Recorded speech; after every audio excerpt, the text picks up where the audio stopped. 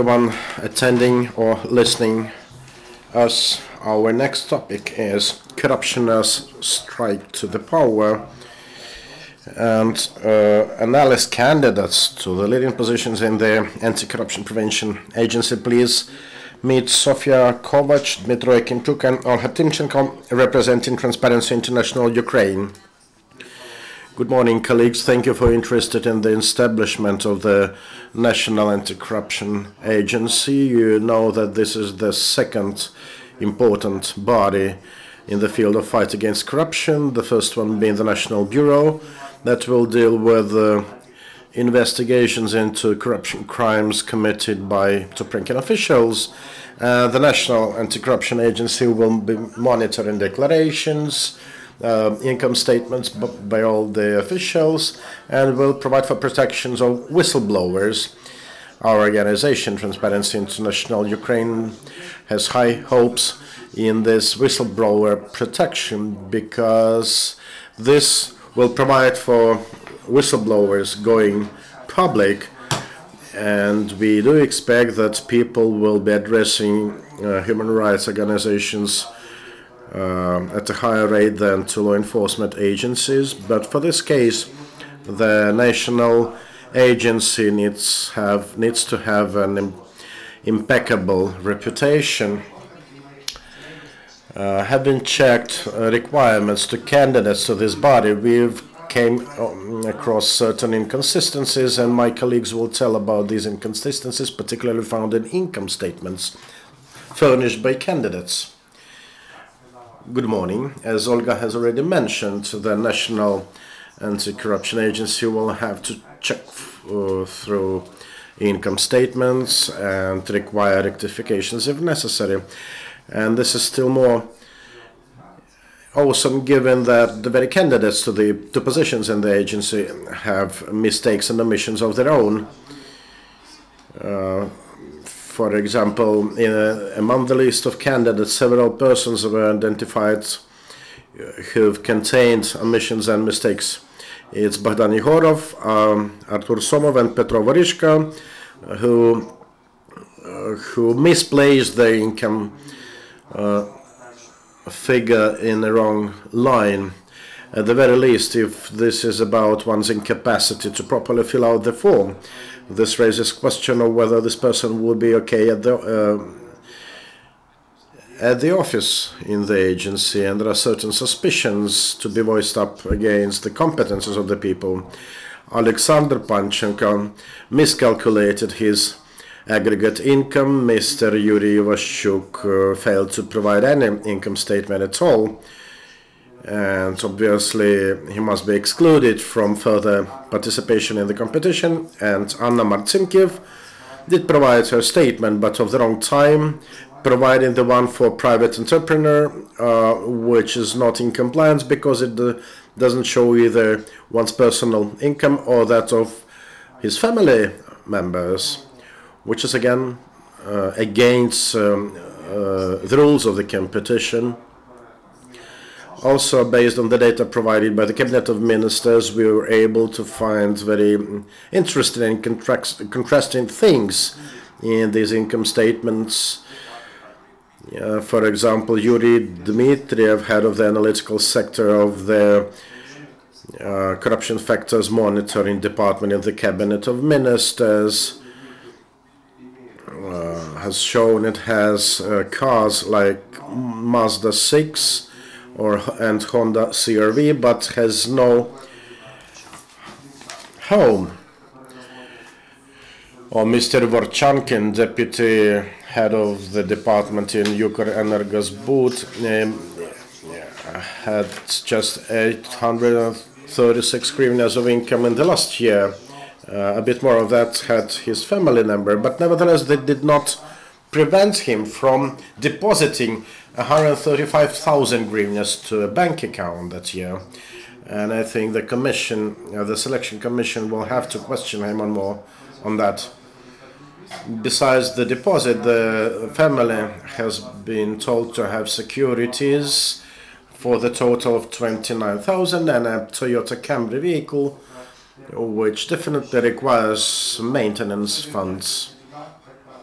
Or take another interesting candidate, Andrei Ravlyuk, unemployed at the moment, who nevertheless had 2,447 hryvnias of income in the past year, had 2 flats, Hyundai iX35 and another vehicle, and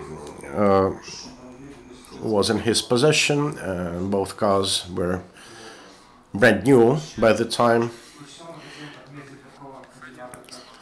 Or take another candidate, Fedor Venislavsky, a docent in law of the National Legal University of Yaroslav Mudry, with an income in 2014 standing at 2,600,000 hryvnias. I think the selection committee definitely has to inquire into more details of where the money came from in this case. Actually, we made a representative table for all the candidates using all the data made available by the cabinet. These data can also be found in open sources on the internet, in the media, in investigative journalism cases, and we managed to compile the information in a single document, which we will make available on our website, and we will also send it to the competitive selection committee as background for subsequent recommendations, hoping it will raise some specific questions to individual candidates. We would really like to welcome everyone willing to join our initiative and to report us any inconsistencies found. And Sofiya is going to give more information about what we found against this or on these candidates. Good morning. My name is Sofiya Kovach. I'm a lawyer in Transparency International Ukraine, and as my colleague has already mentioned it, we looked into the information provided by the candidates to positions in the National Anti-Corruption Agency, and we do understand that it is not that easy to get information correctly just hearing these data from income statement, and because of that we are going to publish the information on our website starting from this noon. You'll have information about every candidate. Again, I would like to emphasize once again and to draw attention to the fact that all the information regarding the candidates we've been using exclusively what has been published by the Cabinet Ministers of Ukraine on their website, and which is freely accessible, sources, open sources, and the journalism, let's say, studies of different mass media, which we trust. As my colleague has already mentioned, it would be amazing if those people who have to check or verify all the declaration of all the officials with different levels, they did that based on the declaration. It would be still more surprising if one of the anti-corruption bodies or agency in the country would be headed with some doubtful or unclear past. So unfortunately, to our utmost regret, out of all the hundreds of candidates who applied for this position, every fifth of them was a guy whose declaration we saw some risks. Let's say associated with the potentially derived incomes for personal incomes, for personal interests, or being involved in some corruption scandals in the past. And there are quite a few of such candidates, and now I'm going to tell you about some of those who we actually included in our infographics, which was actually is part of the handouts near this audience. Maybe the most cynicism is associated with Mr. Bizikin, who previously was the head of the Inspectorate of Agriculture in Kharkiv region, who was detained or was caught while getting a bribe of, to the tune of 40,000 hryvnia. But the case was closed without even bringing it to the court, because it was closed at the stage of the pre-court investigation. He was not even removed from his office.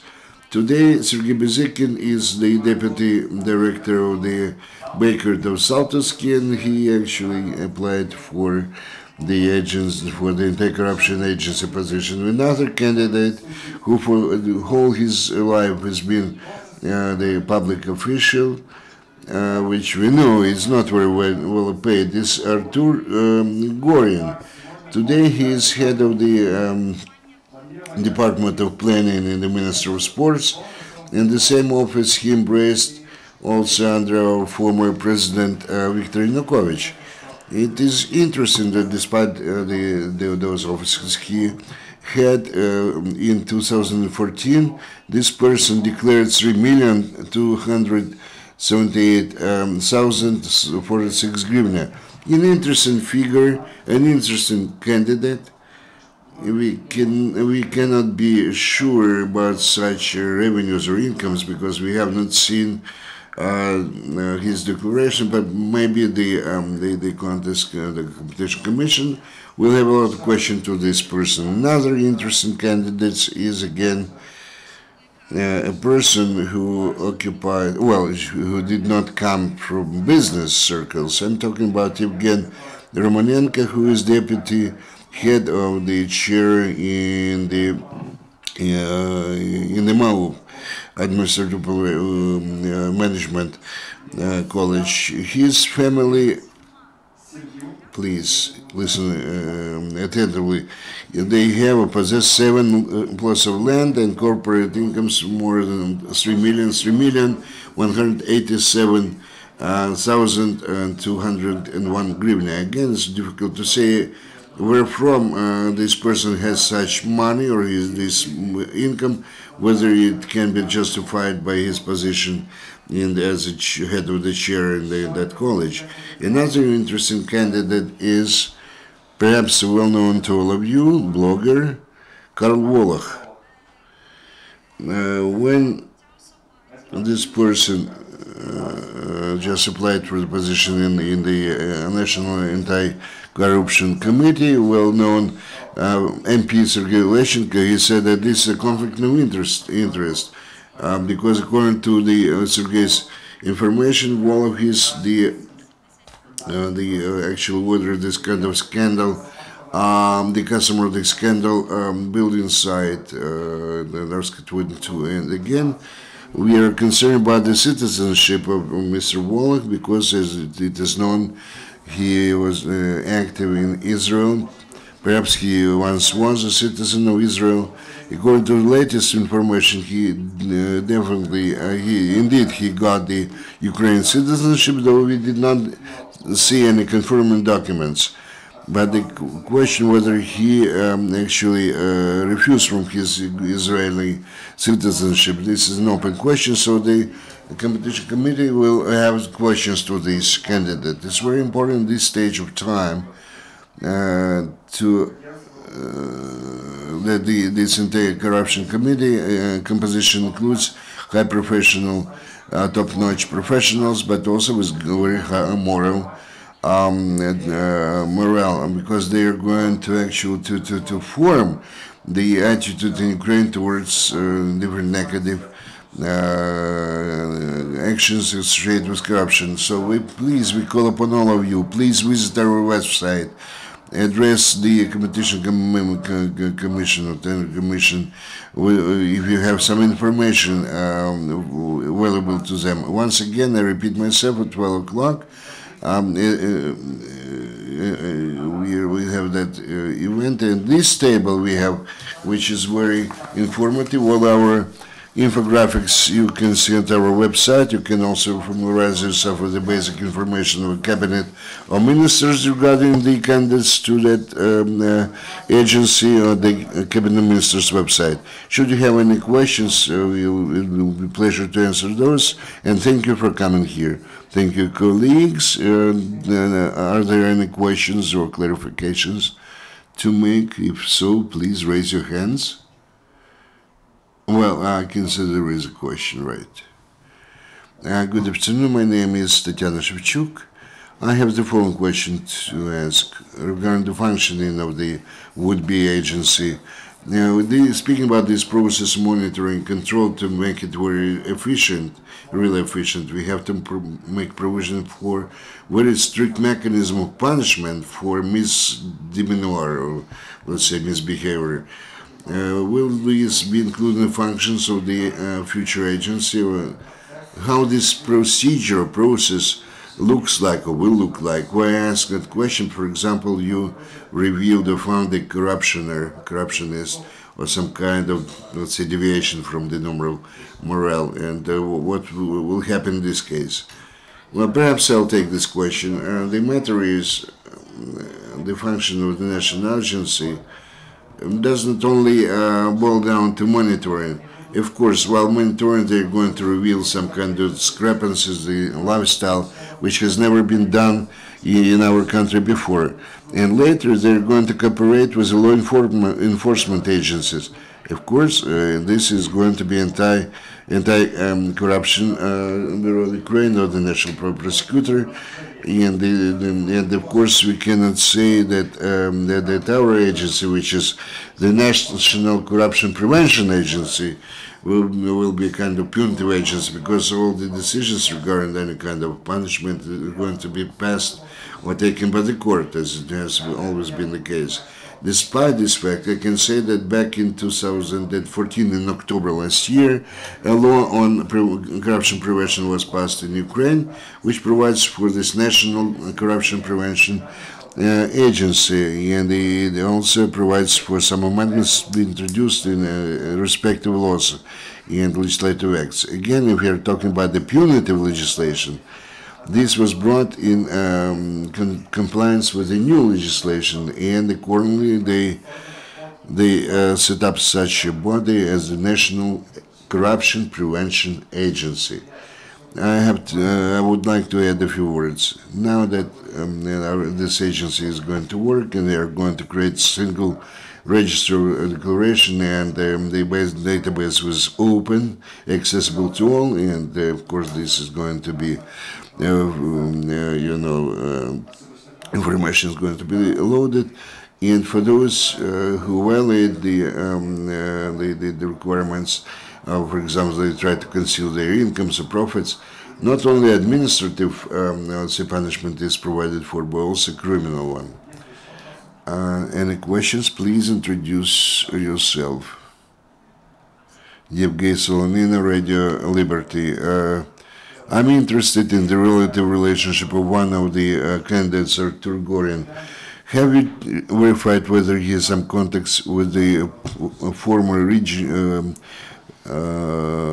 Party of Regions MP? Thank you for your question, but in fact we verified that, and I'm sure that in our document you'll find this information. At this point of time, I'm not going to tell you that, in order not to make any mistakes or give some not clear, accurate information. But Artur Gorin was verified, his information, so maybe we can talk about that after the press conference. One more clarification. I can see if you're talking about discrepancies in declaration, for example, a person doesn't make any money for several years, but he has a big apartment, several cars. And did you check into that? Maybe this person could buy those cars or apartment before, let's say,